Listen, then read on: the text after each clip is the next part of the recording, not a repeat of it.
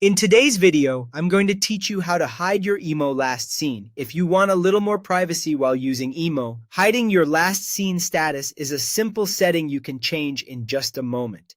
This is useful if you don't want other people to see when you were last active on the app. I'll walk you through the process clearly so you can follow along without any confusion.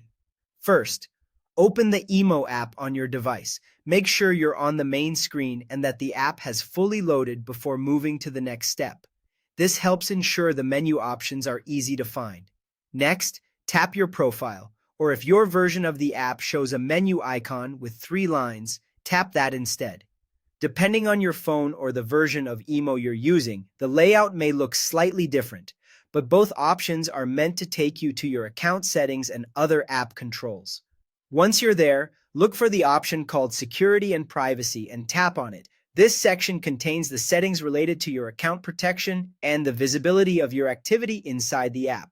After that, go to Privacy. In some versions, this may appear within the same settings area, so just look carefully for the privacy options. This is where Emo lets you manage who can see certain details about your account and activity. Now, tap on Last Seen. This setting controls whether other users can tell when you were recently active on Emo. If your goal is to make that information private, this is the option you need to adjust. From the available choices, select Nobody. As soon as you do that, your last seen status will be hidden from other users. That means people won't be able to view the last time you were active on the app. Once this setting is changed, your privacy preference should take effect right away.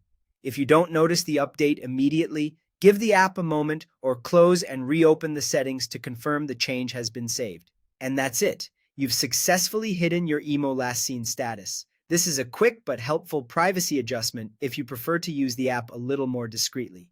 If you're following along on your own device, just take your time in the settings menu and make sure Nobody is selected under last seen.